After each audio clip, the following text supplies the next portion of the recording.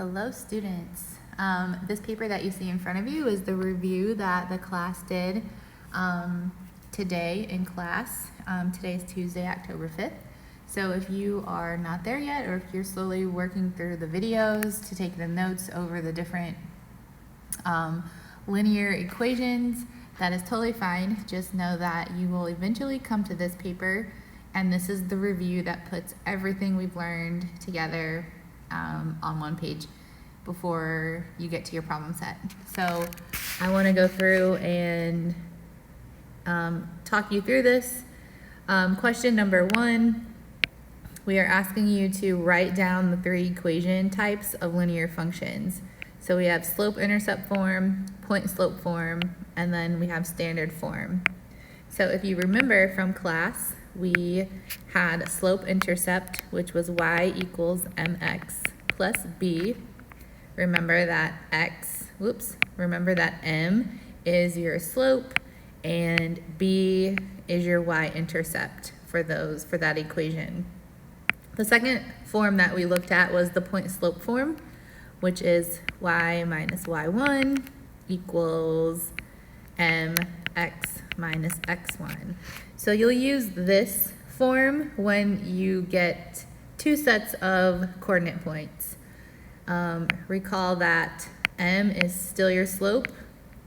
However, you have these 2 sets of coordinate points now in the y1 and the x1. And then remember, the last thing is that the subtraction signs really mean, I don't want to say change. We want to do opposite sign when we place the numbers in the equation. And then lastly is standard form, which is ax plus by equals total. So really, if you haven't made it to the standard form video yet, that equation may not make sense. But remember that it's usually you have 2 groups of things that we are trying to come up with a total of something. So if you can find those 2 groups and you get a total in your equation, you should be able to solve those equations.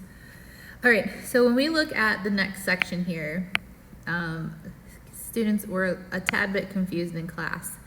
A, B, C, D, and E are all separate equations. They're all separate problems. So you don't use the graph for all of these. Okay, hopefully that makes sense. So let's look at A. A is the graph here. So remember, your goal is to write an appropriate linear equation. Okay, that's your goal for these. So that means that you're going to either write slope-intercept form, point-slope form, or standard form for these equations. So what I would think about is when you get to each question, identify the parts that you have. So when we look at letter A here, it's a graph. So from a graph, you should remember back in class that when we have a graph, I can identify the y-intercept. Remember, that's where the line crosses the y-axis. And I can also figure out slope by rise over run. And remember, when we do rise over run, rise is how far up or down, and run is how far left or right that line is moving. So in this one, since I have the y-intercept and I'll get the slope, you're probably going to use y equals mx plus b. But remember, you're going to have to fill in the numbers for the m and for the b in that equation. You have to solve for that. All right, when you look at letter B, we gave you the slope and the y-intercept, so you should be able to just plug those numbers into the slope-intercept form. For letter C, we gave you 2 sets of, we gave you 2 coordinate points. So we have this point and this point. Remember that this is our x and this is our y, this is our x and this is our y. So we don't know what our slope is and we don't know what our y-intercept is. So that means you're going to have to absolutely solve for your slope. So remember from class, we would set up that xy table. So 1 and 0, -4 and 2, and remember we would subtract down and that would give us our slope. From there, you have to decide which equation am I going to use to write my linear equation. Whenever you're given two sets of coordinate points, I personally just go here to point slope form because it's just a little quicker than having to do the slope intercept form, because then you have to plug in numbers to solve for letters. So when you're doing those, when we give you two sets of coordinate points, I would just automatically go to point slope form. D, you're given the slope and one set of points. Again, you can use point slope form or slope intercept form on that one. And then E is just like C. So you're going to have to set up your table and then figure out slope, and then choose whether or not you're going to use slope intercept form or point slope form to write your equation. For question 3, A and B, like I said, if you haven't gotten to that video yet, make sure you watch that video. But I'm just going to remind you that when you do standard form, make your table, okay? Make your table for each of these.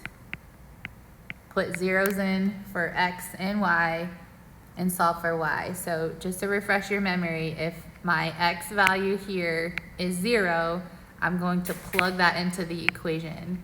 So I'm going to go 5 times 0 minus 3y equals 15. And then I'm going to solve for y. And then I'm going to put my answer for y in the table here. And then you're going to do the same thing for y. You're going to plug in 0 for y and then put your answer for x right here. Then you'll have your x-intercept and your y-intercept. And then when you get your table done, you can draw your line, subtract down, and get your slope. So you should be able to do that for A and B. So just remember, you're identifying the slope, the y-intercept, and the x-intercept on those two problems, I'm sorry. I'm going to go through and read these questions. So you may need to pause this to answer the question, and then you can unpause it, press play again, and listen to the next. So the first one says mixed linear equation review. Write the equation of the line in the form that would be the most efficient to write based on the information given.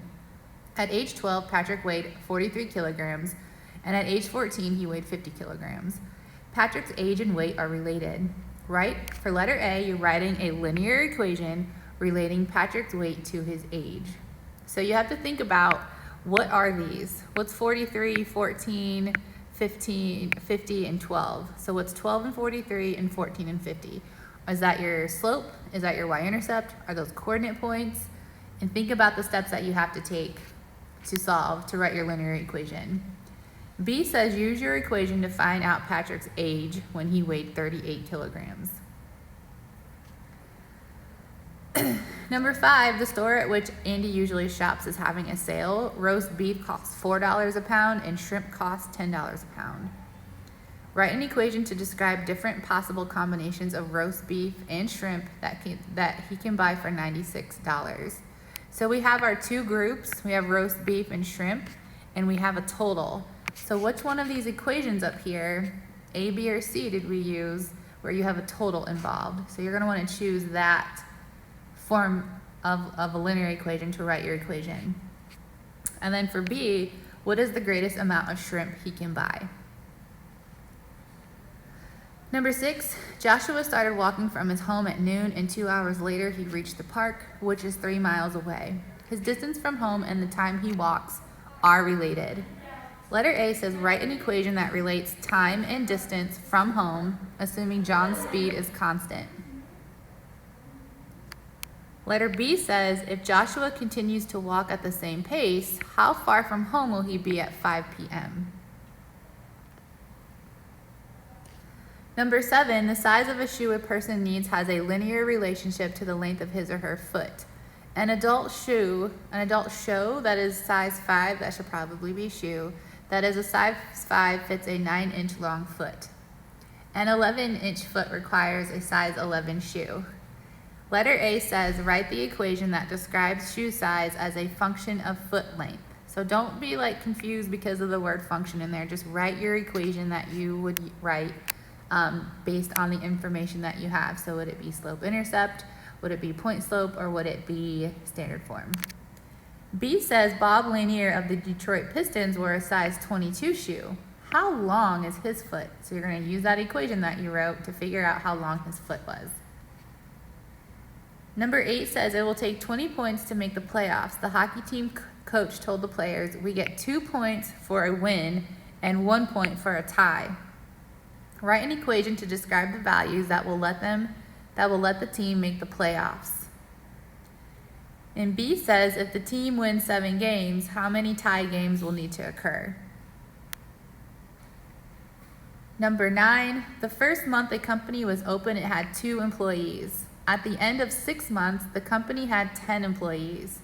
So we have the first month the company was open, it had 2 employees. At the end of 6 months, the company had 10 employees.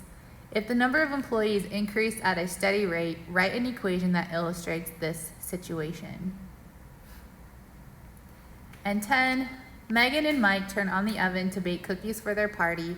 They noticed the following readings on the over control panel. Whoops. After 2 minutes, the oven had reached 180 degrees. After 4 minutes, it was 290 degrees.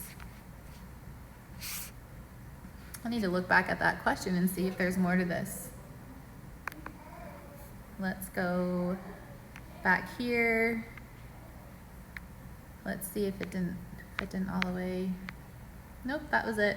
Okay, so that looks to be the end of the assignment. If you have any questions, please let me know, send me an email. Again, if you need to have these reread to you, just rewind it back and listen to it again. All right, guys, if you have any questions, let me know. Bye-bye.